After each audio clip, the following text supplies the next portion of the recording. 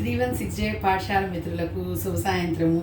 మరియు మన గురువు గారైన గంపా నాగేశ్వరరావు గారికి శుభ సాయంత్రం అండి.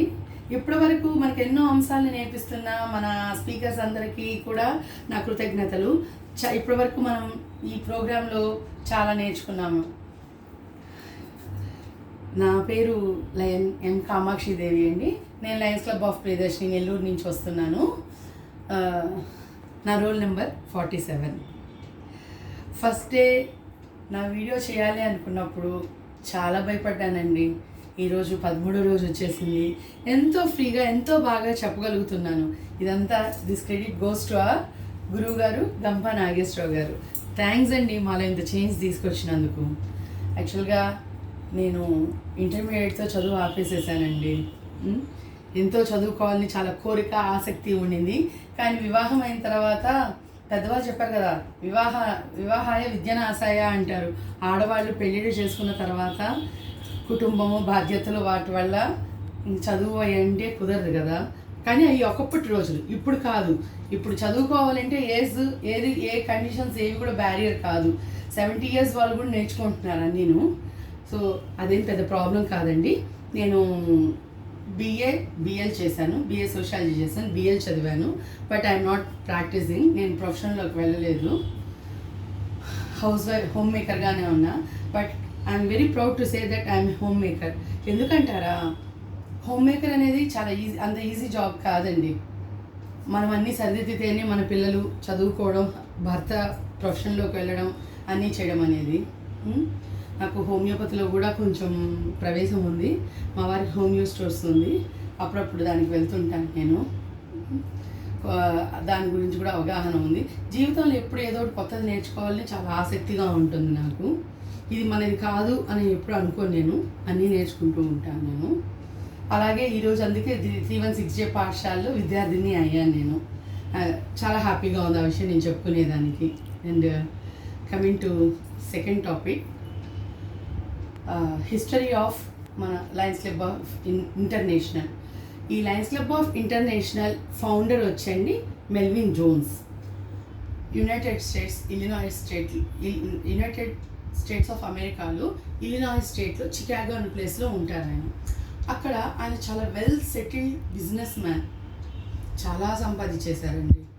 ఆయనకి ఒకరోజు అనిపించిందంట, మనము ఇంత సంపాదించేసాం, ఇంత ఫ్లరిష్డ్గా ఉన్నాం కదా, సొసైటీకి ఏమైనా చేయాలి అనిపించిందంట ఆయనకి. సో ఆయన ఏం చేశారు, ఆలోచించి అక్కడ బిజినెస్ క్లబ్ అనేది ఒకటి ఉంటుందంట.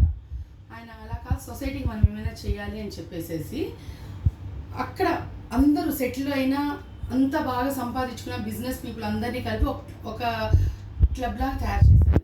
అదే లయన్స్ క్లబ్. దానికి ఆయన ఏమన్నారు, నేను సంపాదించుకోవడం కాదు, నేను వెల్ సెటిల్గా, I should do something to the society. నేను సమాజానికి ఏమైనా చేయాలి, నేను ఒక్కడి బాగుండడం కాదు, నేను ఒక్కడి సంపాదించుకోవడం కాదు అనే ఒక ఉద్దేశంతో 1917వ సంవత్సరం జూన్ 7వ తేదీ యునైటెడ్ స్టేట్స్ ఆఫ్ అమెరికాలో ఇలినాయ్ స్టేట్లో చికాగోలో ఆయన లయన్స్ క్లబ్ ఆఫ్ ఇంటర్నేషనల్ అనే సంస్థని స్థాపించారు. ఇది ప్రపంచవ్యాప్తంగా ఈరోజు ఎంత వృద్ధి చెందిందో, ఎంతమంది మెంబర్స్ ఉన్నారో ఈరోజు మనం చెప్పక్కర్లేదు. లయన్స్ క్లబ్ అంటే అంత పేరు ప్రఖ్యాతలు కలిగింది. ఇక్కడ ఉండే వాళ్ళందరూ సేవాభావం కలిగిన వాళ్ళేను. ఇప్పుడు దీని హెడ్ ఆఫీసు ఓక్స్బ్రూడ్లో ఉంది, యుఎస్లోనే ఉంది అది. చాలా క్లబ్బులు వచ్చాయండి, చాలామంది మెంబర్స్ ఉన్నారు. దీని ద్వారా చాలా కంటి ఆపరేషన్స్ జరుగుతుంటాయి. ఈ పర్మనెంట్ ప్రాజెక్ట్స్లో కంటి హాస్పిటల్స్ అవి పెట్టారు, డయాలసిస్ సెంటర్స్ పెట్టారు, ఇంకా చాలా పర్మనెంట్ ప్రాజెక్ట్స్ చాలా చేస్తున్నారండి. అవసరమైన వాళ్ళకి where there is a need there will be a lion. ఎక్కడైతే అవసరం ఉంటుందో అక్కడ ఖచ్చితంగా లయన్ అనేవాళ్ళు ఉంటారు. అలాగా లయనిజంకి అంత మంచి పేరు ప్రఖ్యాతలు తీసుకొచ్చారు. లయన్స్ క్లబ్ ఆఫ్ ఇంటర్నేషనల్లో మనం ఒక మెంబర్ అంటేనే we are proud to say I'm a lion అనేది చెప్పుకోవచ్చు. ఈ లయన్స్ క్లబ్ ఆఫ్ ఇంటర్నేషనల్ ఉండే మెంబర్స్ని లయన్స్ అంటారు. వీళ్ళ పేరు సంబోధించేటప్పుడు ముందు లయన్ అనే మాటని చేరుస్తారు. ఆడవాళ్ళైతే లయనెస్ అంటారు, పిల్లలైతే లియో అంటారు. ఆడవాళ్ళకి ఒక క్లబ్ ఉందండి, పిల్లలకి ఒక క్లబ్ ఉంది, దాన్ని లియో క్లబ్ అంటారు. చిన్న పిల్లలు కూడా చిన్న వయసు నుంచే వాళ్ళకి ఒక సేవా ఇదిని నేర్పించడానికి లయన్స్ వాళ్ళ పిల్లల్ని లియో క్లబ్లో చేరుస్తారు. వాళ్ళ చిన్న వయసు నుంచే సేవ చేయాలి, సమాజానికి మనం సేవ చేయాలనే ఒక అవగాహన ఏర్పడుతుంది. ఆడవాళ్ళు కూడా ఇంట్లో పనులు అవేనే కాకుండా అవి కంప్లీట్ అయిపోయిన తర్వాత ఇలా కాస్త బయటకు వచ్చి సమాజానికి సేవ చేయాలి, అందరూ కలిసి ఎన్నో చేయాలనేసి చాలా నేర్చుకొని చేస్తూ ఉంటారు. And coming to the third topic, sweet memories of life. ఏం చేద్దామండి, స్వీట్ మెమరీస్ ఆఫ్ లైఫ్ అంటే చాలా ఉంటాయి. కాకపోతే ఫస్ట్ మా బాబు పుట్టడం అనేది ఒక స్వీట్ మెమరీ నాకు. అది నాకు నా 18 ఇయర్స్కే జరిగిపోయింది. సో బాబు పుట్టడం అనేది ఒక స్వీట్ మెమరీ. నెక్స్ట్ నా 22 ఇయర్స్ ఏజ్ అప్పుడు ఒక పాప పుట్టింది. ఫస్ట్ టైం నేను పాప కోసం ఎదురు చూశాను, కానీ బాబు పుట్టాడు. బట్ బాబు పుట్టిన తర్వాత ఐఎమ్ వెరీ హ్యాపీ. కానీ నేను ఎదురు చూసిన, నేను కోరుకున్న పాప నాకు 22 ఇయర్స్ అప్పుడు పుట్టింది. అది నమ్మలేకపోయాను నేను. నిజంగా నాకు పాప పుట్టింది, నిజంగా పాప పుట్టిందని కళ్ళు మూసుకోకుండా నిద్రపోకుండా ఆ పాపనే చూస్తూ ఉండేదాన్ని. ఎప్పుడు పాప కళ్ళు తెరుస్తుందా, ఈరోజు నాతో ఎప్పుడు మాట్లాడుతుందా, నన్ను ఎప్పుడు చూస్తుందా అనేసి తన కోసం ఎంతో చూశాను. ఈరోజు మా పాప నాతో ఉంటే నాకు ప్రపంచమే తెలియదండి. మా పిల్లలిద్దరే నాకు నా సెట్స్ అని చెప్పుకోవాలి. సో నాకు అందుకే ఎప్పుడు లైఫ్లో నేను ప్రొఫెషన్ చేయలేదు, నేను బయటకు వెళ్ళలేదు, సంపాదించలేదు అనే నా బాధ ఎప్పుడు నాకు ఉండదు. ఎందుకంటే వాళ్ళిద్దరు నాకు 2 కళ్ళ లాంటి వాళ్ళు, వాళ్ళిద్దరే నా ప్రాణం. ఇంకా third sweet memory of life అంటే రీసెంట్గా 8 మంత్స్ బ్యాకే నాకు ఒక మనవరాలు పుట్టిందండి. తనని చూస్తుంటే చాలు నాకు జీవితంలో ఇంకేం అక్కర్లేదు అనిపిస్తుంది. అంత ముద్దుగా, అంత ముచ్చటగా ఉంటుంది. తనే నాకు జీవితం అన్నట్టు అనిపిస్తుంది. కాకపోతే తను శ్రీనగర్లో ఉంటుంది దూరంగా, అదొకటే తను ఎత్తుకోలేను, ముద్దు పెట్టుకోలేను అని అనిపిస్తుంటుంది. 3 months వరకు తనతో బాగా టైం స్పెండ్ చేశాను. Those are sweet memories of my life. And good and bad experiences of business అన్నారు. బిజినెస్ లేదు కాబట్టి నేను లైఫ్ గురించి చెప్తున్నాను. గుడ్ అండ్ బ్యాడ్ ఎక్స్పీరియన్సెస్ అంటే ఫస్ట్ బ్యాడ్ ఎక్స్పీరియన్సెస్ చెప్తానండి. యాక్చువల్గా నేను ఇంటర్మీడియట్లో పెళ్లి చేసుకున్నాను. పెళ్ళైన తర్వాత నాకు ఎగ్జామ్స్ వచ్చాయి, ఎగ్జామ్స్ రాశాను. కాకపోతే ఈ పెళ్లి హడావిడిలో నా గ్రూప్ ఎంపీసీ, అది చదువుకోలేనందు, అది సరిగ్గా నేను ప్రాక్టీస్ చేయనందువల్ల ఏమో నాకు తెలియదు, ఫస్ట్ ఫెయిల్యూర్ లైఫ్లో ఇంటర్మీడియట్ ఫెయిల్ అయ్యా. దట్టు పెళ్ళైనా 2 monthsలోనే. ఎలా ఉంటుందండి, ఒక అమ్మాయి కొత్తగా కాపురానికి అడుగు పెట్టి భర్త ముందు అత్తగారింట్లో అందరి ముందర తను ఫెయిల్యూర్ అనేది చాలా చాలా చాలా బ్యాడ్ ఎక్స్పీరియన్స్ అండి. సో అది ఎప్పుడు నేను గుర్తు తెచ్చుకోవాలని అనుకోను. అండ్ గుడ్ ఎక్స్పీరియన్స్ అంటారా, ఎక్కడ పోగొట్టినామో అక్కడే వెతుక్కోవాలి అని చెప్పేసి లైఫ్లో మా బాబు 10th క్లాస్ అయిపోయి ఇంటర్మీడియట్కి వచ్చే ముందు నాతో ఛాలెంజ్ చేశాడు, నువ్వు జస్ట్ ఇంటర్ డిస్కంటిన్యూడ్ అని. నో, కాదు అని ప్రూవ్ చేసుకునేదానికి నేను అప్పుడు కష్టపడి ఇంటర్మీడియట్కి చదివి ఇంటర్ పాస్ అయ్యాను. అది కొంచెం కాన్ఫిడెన్స్ ఇచ్చింది నా లైఫ్లో, చాలా హ్యాపీ ఫీల్ అయ్యాను. దాని తర్వాత ఓపెన్ యూనివర్సిటీలో Andhra university BA sociology complete చేశాను. నా పేరు పక్కన BA అంటే ఒక 2 అక్షరాలు విద్యలో వస్తాయని నేను ఎప్పుడు ఎక్స్పెక్ట్ చేయలేదు. ఇంకా నా లైఫ్, నా చదువు ఇంక లేదు, నాకు అక్కడికి ఆగిపోయింది అనుకున్నాను. ఎప్పుడైతే నాకు M కామాక్షిదేవి BA అని ఎప్పుడైతే నా పేరు అనేది వచ్చిందో, ఆ 2 లెటర్స్ని చూసుకొని చాలా రోజులు నేను చాలా హ్యాపీ ఫీల్ అయ్యాను. దాని తర్వాత BAనే కాదు, BL అనేది కూడా వచ్చింది. 2 అక్షరాలు కాస్త 4 అక్షరాలనే. These are the good experiences of my life చెప్పాలంటే. ఇంకా బ్యాడ్ ఎక్స్పీరియన్సెస్ అంటే మా బాబు చదువు కోసం తన 10 ఏళ్ళప్పుడే సైనిక్ స్కూల్ కోరుకొండకి వెళ్ళిపోయాడు. ఇంకా అక్కడి నుంచి నాకు దూరంగా ఉన్నాడు. అక్కడి నుంచి తన చదువు అంతా బయటే జరిగిపోయింది.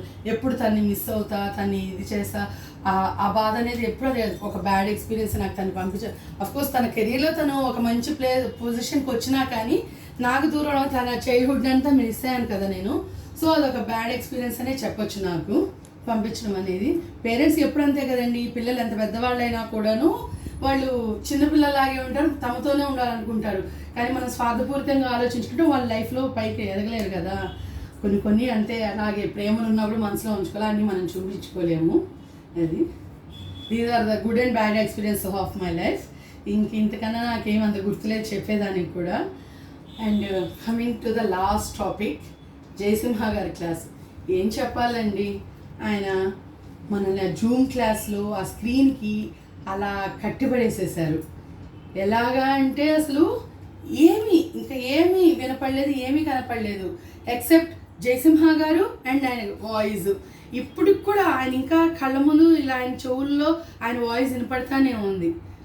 చాలా బాగా చెప్పారండి. మనం నేర్చుకోవాల్సింది చాలా ఉంది ఆయన దగ్గర. First leaders are the good readers అని చెప్పారు.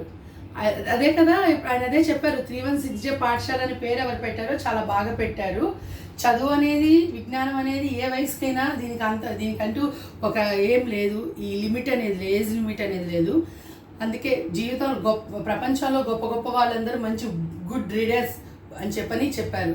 ఆయన యూఎస్కి వెళ్ళినప్పుడు, ఫారిన్ కంట్రీస్కి వెళ్ళినప్పుడు, ఎవరైనా పొలిటీషియన్ ఇంటికి వెళ్ళినా, ఒక సెలబ్రిటీస్ ఇంటికి వెళ్ళినా, ఎవరిళ్ళకి వెళ్ళినా కూడా ఒక పర్సనల్ లైబ్రరీ అనేది ఉంటుందంట. అది చూపిస్తున్నప్పుడు చాలా ఆశ్చర్యపోయారంట సారు. అండ్ అదే leaders are the good readers అని చెప్పారు కదా. సో బుక్ రీడింగ్ అనేది చాలా ఇంపార్టెంట్, అది మన లైఫ్లో చాలా ఇంపార్టెంట్. అండ్ బుక్ చదివేటప్పుడు ఆయన చెప్పారు, గట్టిగా చదవకూడదు, నాలిక కదలకూడదు, లిప్స్ కదలకూడదు, హెడ్ నాట్ చేయకూడదు, బాడీ మూవ్ అవ్వకూడదు, అలా సైలెంట్గా చదవాలన్నారు. అండ్ రీడింగ్ అనేది కూడా ఫాస్ట్ రీడింగ్ ఉండాలి అని చెప్పారు.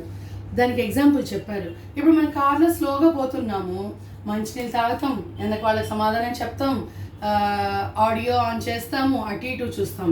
అదే ఒక ఓఆర్ఆర్లో వెళ్తున్నప్పుడు మనం 100 టచ్ చేసామనుకోండి ఆ స్పీడోమీటర్ని, అప్పుడు మనకు అటు ఇటు ఏం మన కాన్సన్ట్రేషన్ అంతా స్టీరింగ్ మీద ఉంటుంది, రోడ్ మీద ఉంటుంది, రియర్ వ్యూ మిర్రర్లో చూస్తుంటాం అనమాట. సైడ్ వెనక ఏమైనా వెహికల్స్ వస్తున్నాయి, సైడ్ వెహికల్స్ వస్తున్నాయా, అంతకుమించి ఇంకేం చూడం. అంత స్పీడ్లో పోయేటప్పుడు యాక్సిడెంట్స్ అవుతాయి. సో మన కాన్సన్ట్రేషన్ అంతా దాని మీదే ఉండాలి. అలాగే బుక్ రీడింగ్ అనేది కూడా సారు స్లో రీడింగ్ ఉండకూడదు, ఫాస్ట్ రీడింగ్ ఉండాలా. అండ్ ఆల్సో సార్ చెప్పారు, ఏం చెప్పారంటే ఈరోజు 2 పేజీలు చదివాం, మూసేసాం, మళ్ళీ వారం తర్వాత తీసాం, 4 పేజీలు చదివాం, మూసేసాం, మళ్ళీ ఇంకొక 10 రోజుల తర్వాత తీసాం, మళ్ళీ ఒక 10 పేజీలు చదివాం, మూసేసాము. అలా చదివితే ఎప్పుడు దాంట్లో కంటెంట్ మన మైండ్లోకి వెళ్ళదు. ఒక బుక్ చదవడం స్టార్ట్ చేస్తే కంప్లీట్ చేసేసేయాలి, అది ఒక్క స్ట్రెచ్లో కంప్లీట్ చేసేసేయాలి, అప్పుడు దాని కంటెంట్ మన మైండ్లోకి వెళ్తుంది అని చెప్పారు సార్.